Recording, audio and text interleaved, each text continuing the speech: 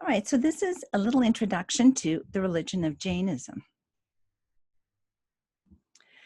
Now we have a lot of elements here that are very similar to Buddhism, a similar time frame basically, also going back into the 6th century BC, where we have the founder of Jainism is Mahavira. His actual name is Vardhamana. He was a prince born in the royal class, similar to the Buddha, living a life of luxury. He also got married and had a family. And however, he decided to renounce his future kingdom and seek enlightenment, also just like the Buddha. But one thing that is a little bit different is that he decided to delay this decision until his parents had passed away, in order to not hurt his parents' feelings in renouncing the kingdom.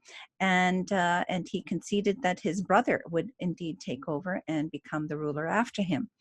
So that point is kind of meant to highlight that in Jainism, they're very committed to the concept of ahimsa, which I'll talk about, it's going to be a part of the tradition, is to not harm any living being.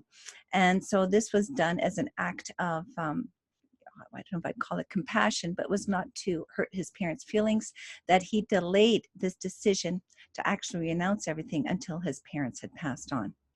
So the story, again, very similar. He also, at around the age of 30, is when he begins his quest for enlightenment, just like Siddhartha. And he takes up the ascetic path. He's committed to a total neglect of the body and becoming indifferent to suffering. And it entailed, with neglect of the body, to actually wear no clothes, to go naked, to only beg for food.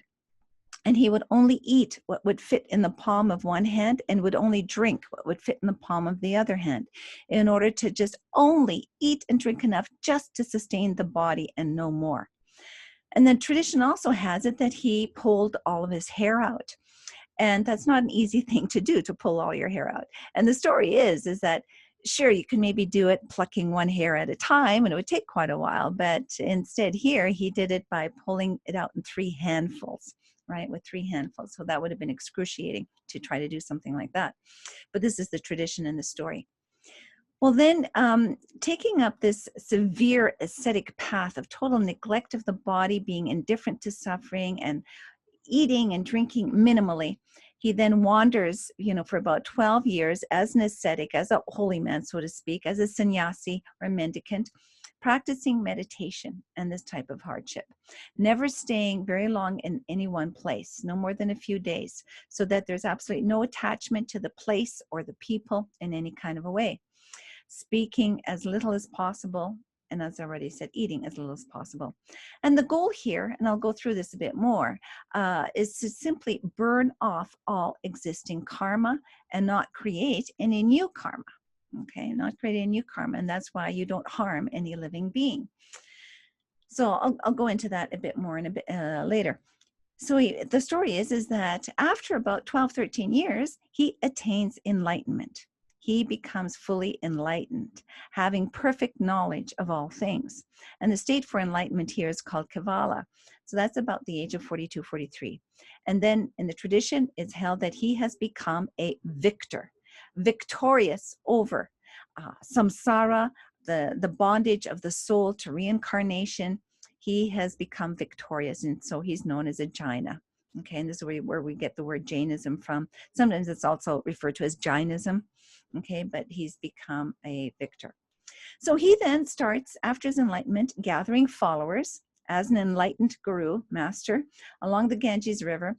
And from this, a whole new religion of Jainism develops. Now, in the tradition, it has it that the religion didn't begin with him, just like as we saw in Buddhism. Buddhism didn't begin with the Buddha. Jainism didn't begin with Mahavira. It's held that no, it is a religion that was preceded by him, but he rediscovered it and brings it forth to the world, just like the Buddha is the second Buddha, and there was a previous one who brought Buddhism to the world. And as I've mentioned elsewhere, you know, this is always an issue for religion, is to claim that it is the truth. And if it's the truth across time. It's absolute. It doesn't change over time.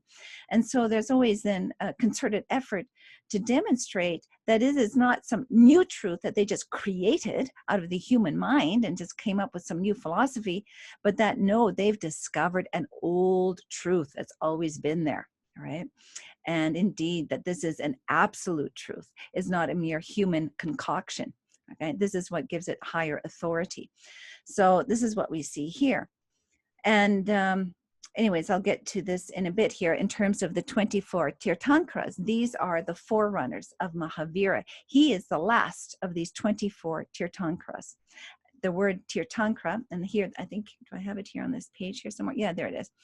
The word Tirthankra, don't I have it here? Oh, I don't think I wrote it down.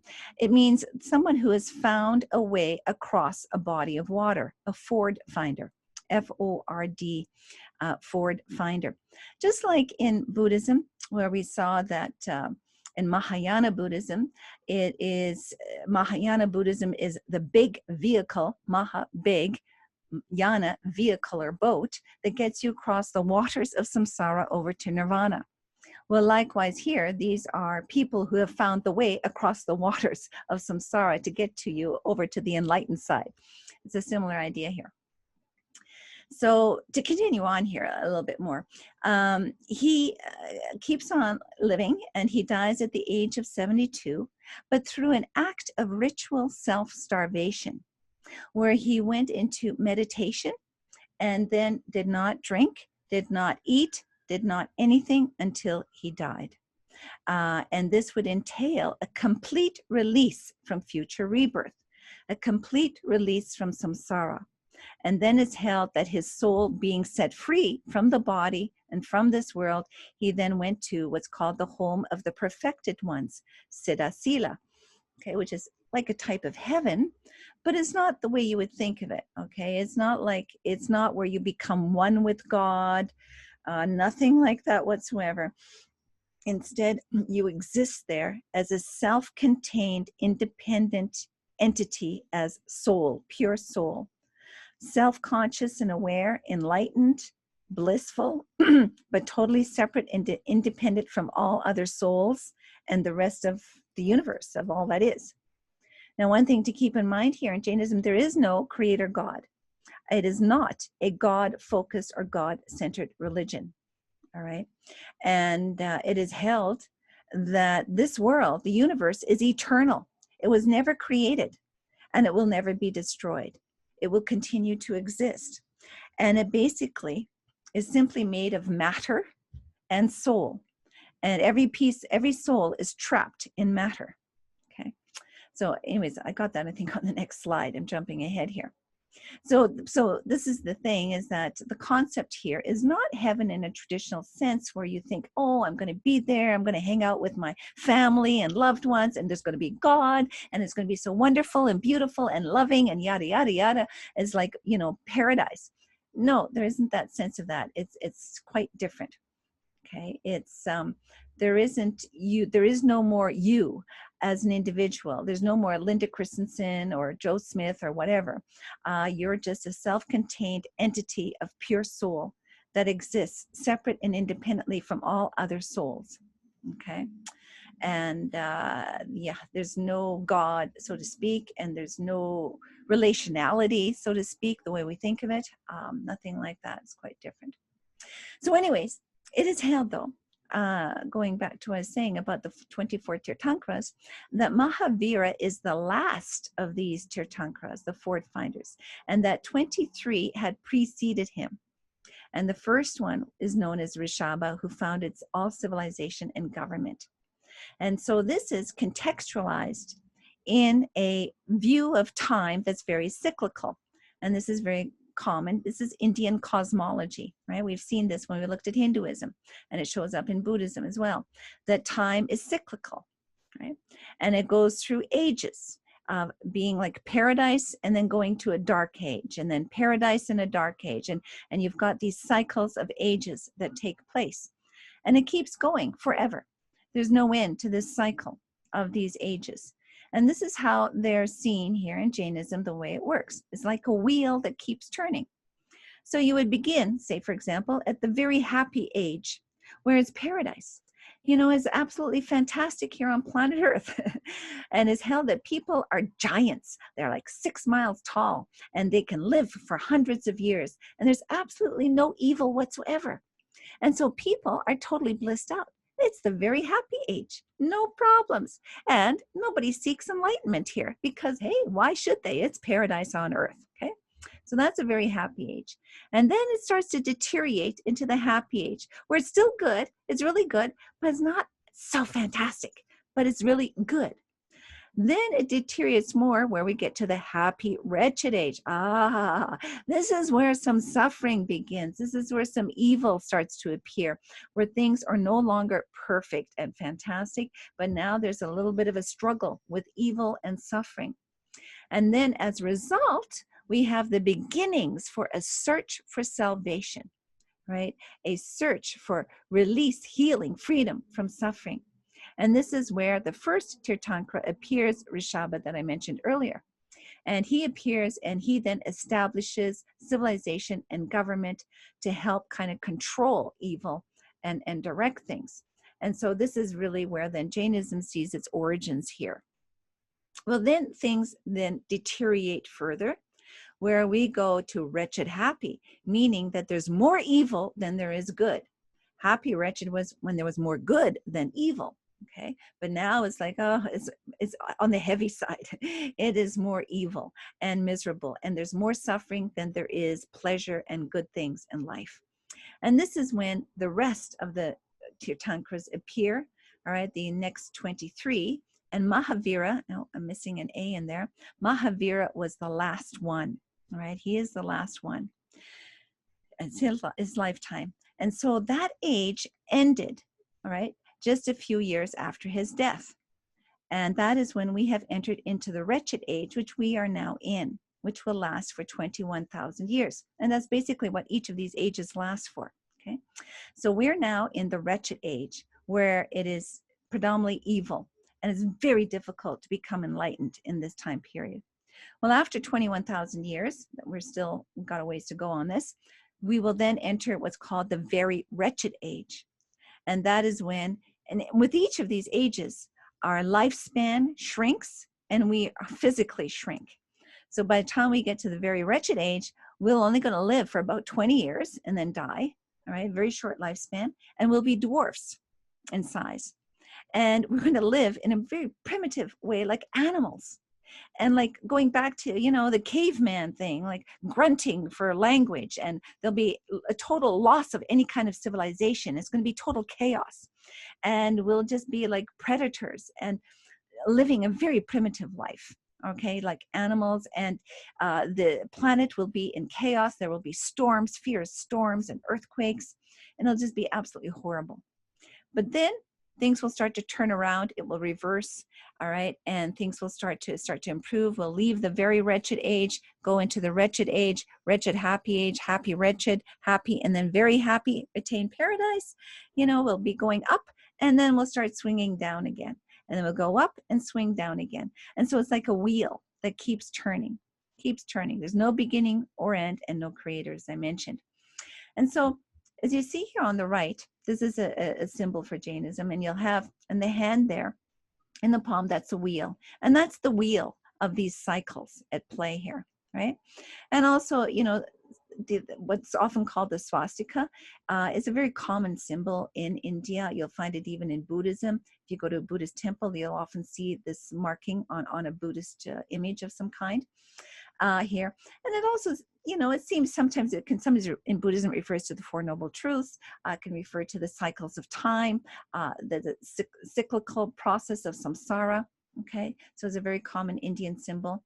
And then the 3 dots are for the 3 jewels of Jainism, which I'll talk about at the end, all right? And this has sort of been put together into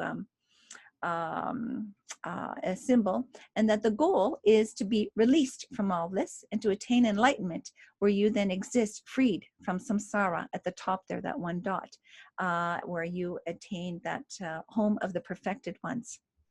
Okay, all right. So what's some of the key beliefs? I already kind of hinted at them a bit, but as I mentioned, no creator. Reality is simply consists of these two eternal elements. Okay, they exist for eternity. There is matter, or what's generally referred to as Ajiva or non-soul, and then there is soul or Jiva. And soul is pure consciousness, self-contained bliss, and perfect knowledge. That is what the soul is made of, and every soul is totally identical to the next soul. There's no differences between souls, okay? And there's an infinite number of souls. So your whole sense of personal identity, all right, it's just a part of this incarnation. And it's not the real you. The pure soul within has no identity as Linda Christensen or whatever. You're just pure consciousness, self-contained bliss, perfect knowledge, enlightenment, omniscience, perfect knowledge of all that is, okay? And so this is the soul. Now the soul is trapped in matter. It's just encased in a piece of matter. For us, it's the human body, right? For animals, it's an animal body. For plants, it's the plant body, okay? But it even goes beyond plants and animals. It's held that there is a soul in everything. Every drop of water has a soul in it. Every piece of earth has a soul in it. Every little tidbit of air, every little bit of fire, okay? There is a soul literally in everything, okay? And so now also is held that, and so this is where it's a bit different from Hinduism and Buddhism, okay? They put a limit as to what's all has a soul, right? It's just generally humans and animals. Well, another difference here taught in Jainism is how karma is understood. Karma is understood to be more of a material substance that attaches to the soul, and that is what entraps it in matter and reincarnation. So some karma is very heavy and dense. So what you call bad karma is like a karmic material gook, okay? That as you do bad things, it's like this heavy gook gets attached to your soul. And it's kind of heavy and dense, and it will entrap it. And then at the point of death, if there's a lot of bad karma, it's going to be really heavy and dense, and it's going to pull the soul into very low life form, all right, and a lower type of rebirth.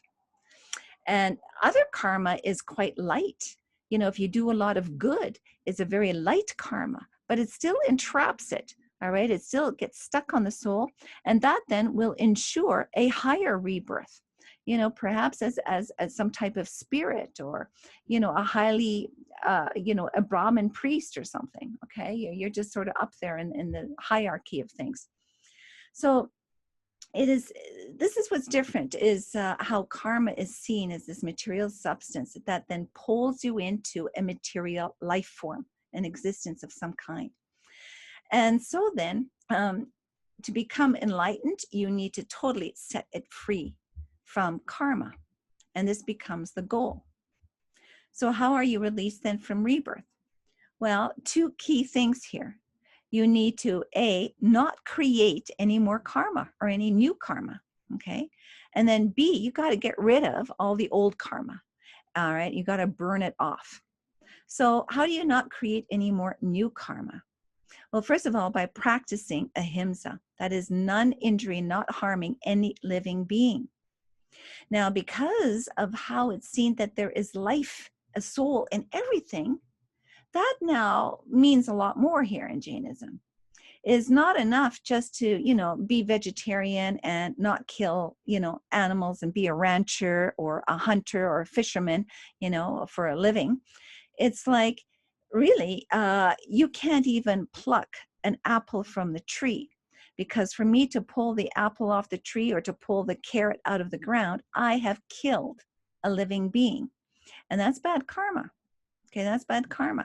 So, you know, I would just eat the apple that fell off the tree, okay, without having picked it. And so for sure, everybody would be vegetarian. But what we'll see here, just like in Buddhism, you'll have a distinction between those who enter a monastic life, full-time, fully committed, seeking release from rebirth, versus lay people, those who are still householders, those who still go to work and have a family and, you know, have an everyday life.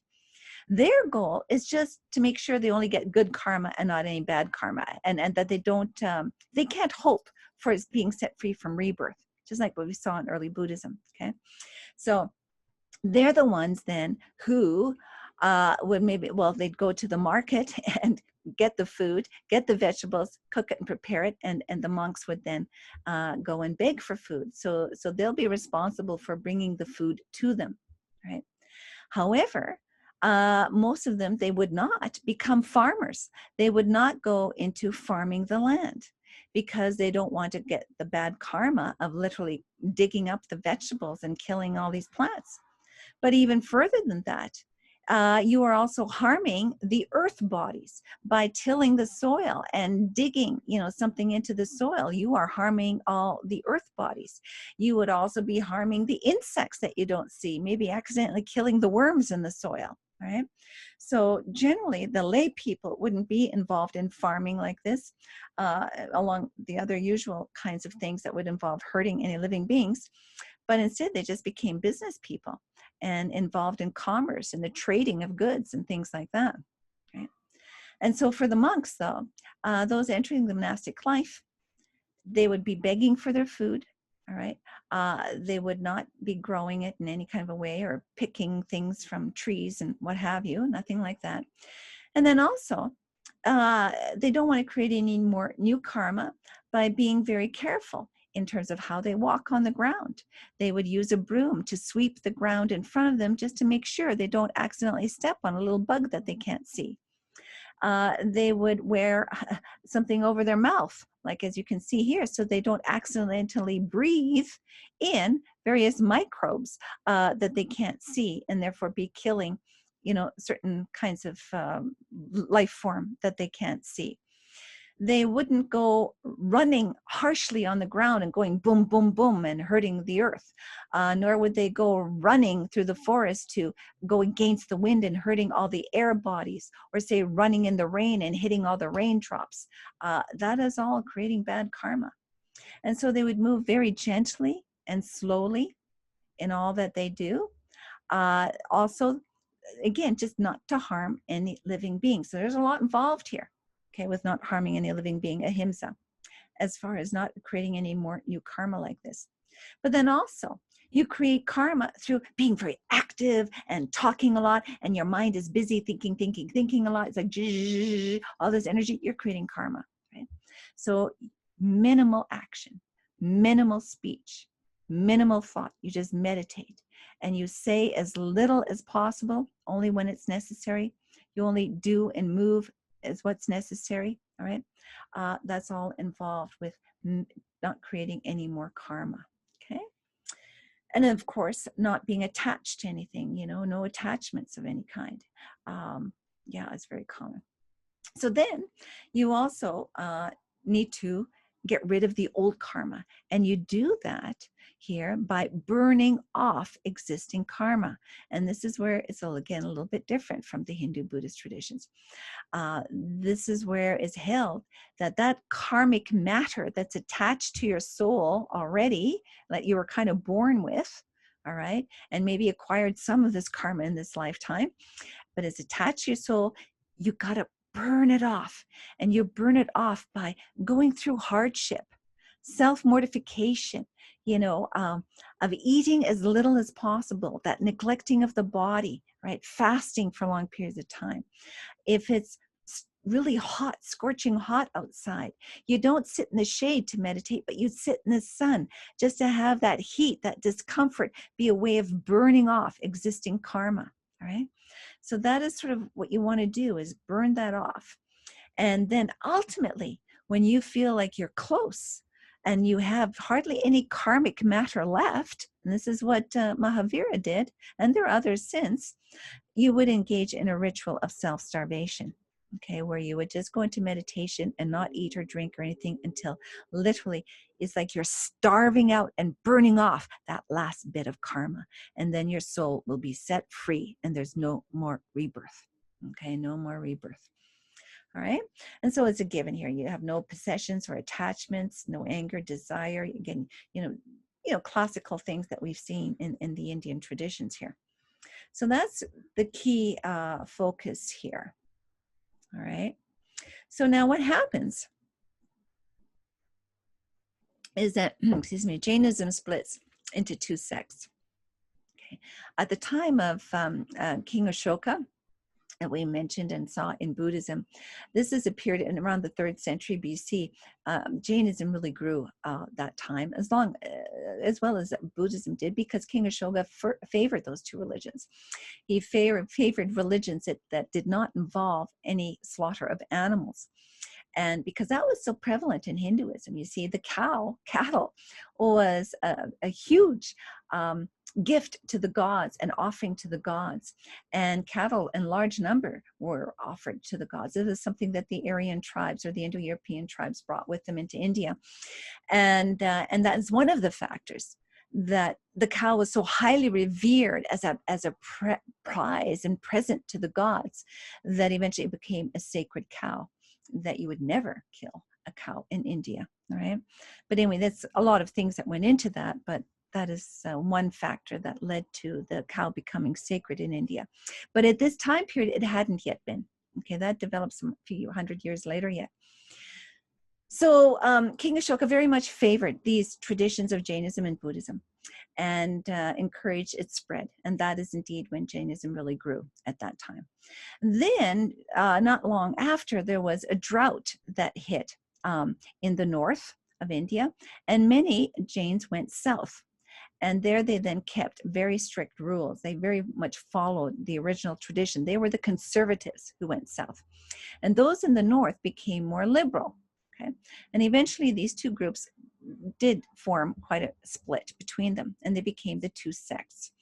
So the Digambaras in the south were the conservatives, being very strict, and they would not allow women into the monastic order, where you would make that kind of vow of commitment to meditate full time, renounce the life of a householder. Okay, they did not allow women. They've held that if you were born as a woman, it's because of bad karma in the past, and you have to be born as a man in order to have any hope of attaining freedom from rebirth. So women were out of luck. And they're known as the sky-clad, meaning that they just wore the sky, right? They were naked. And they did not wear clothes. They were very committed to following Mahavira himself and what he did. And also with that, they only ate the way he did. Only what would fit in their hands. You know, what would fit in the palm of one hand, what they could drink in the palm of the other hand. That is all that they would have. And so these are then the conservatives. They're the closest to the actual practices of Mahavira.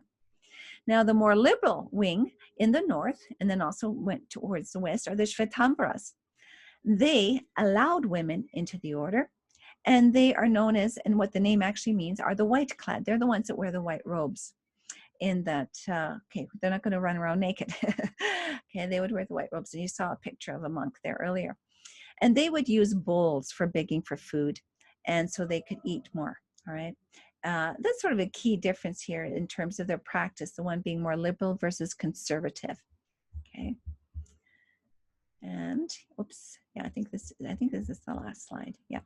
So as I mentioned, Jainism is very much a monastic religion, just like Buddhism, where you would be expected to enter into the monastic life, renouncing that of a householder, no family, no occupation or work, full-time commitment to the spiritual path, making a vow of total celibacy, okay, sexual celibacy, renouncing all possessions, speaking only the truth, not stealing, ahimsa, not harming any living beings, and of course engaging in this is full-time, right? It's a full-time spiritual practice. And they would beg for their food and look to the lay people to provide and meet for their needs, just as we saw in early Buddhism, like the Theravada sect. The lay people, on the other hand, they can only hope for a better rebirth, but they also would commit to, you know, only speaking the truth, not stealing, having sex only within marriage, having limited possessions, and being vegetarian, and their livelihood of not harming any kind of life. And I already mentioned that, okay, that most of them then became merchants, so to speak. All right. Okay, so you have then here as well, like we had the 3 jewels of Buddhism, you have here the 3 jewels of Jainism. And for them, it is right faith, right knowledge, and right conduct. And so it basically is this, is that you need to have the right faith in Mahavira. Believe in him. Why? Because he became enlightened. And because of him, we now can have the right knowledge. We can know the truth about life and how it all works. And in that truth is the conduct, how we should live. The right conduct is made available to us. So then we can be guided as to the right way to live for our higher good, so that someday too we will be released from rebirth. Okay, that's sort of the idea. And you probably have heard of that famous parable of the 5 blind men and an elephant. Well, that actually comes from the Jainist religion, where you've got this elephant and there's 5 blind men. One man feels the leg and says, oh, this is the trunk of a tree. Another feels the, what do you call it? The nose of the elephant, you know what I mean, the nose of the elephant. I forget, trunk? Is it the trunk? Yeah, the trunk. It just seems so strange. They think it's a snake, right? Another one feels the tail, thinks it's a broom. Another one feels the stomach area, thinks it's a wall. So they all come to different conclusions because their knowledge is relative, it's partial, it's incomplete. Because of their limited perception, they can only see a certain part, a small part of reality. And so it is for us humans. We're very limited in our perception of reality because we are unenlightened, okay? Our soul is covered over with black gook of karmic matter. And if we clear off that karmic matter over the soul in its own nature knows all things, can see all things, has the perfect perception of all things. That is the enlightened soul that is within all of us potentially, but it's covered over by dark matter. And so we need to be taught how to purify the soul, like removing all that karmic matter. So then we can see the truth. Then we will not be blind, and we won't just see a part of the truth, but see the whole truth, the big picture, and we'll see that, aha, this is actually an elephant. Okay, it's not a broom or a snake or anything else. Okay, boy, my voice is going. So that's that. All right. Okay.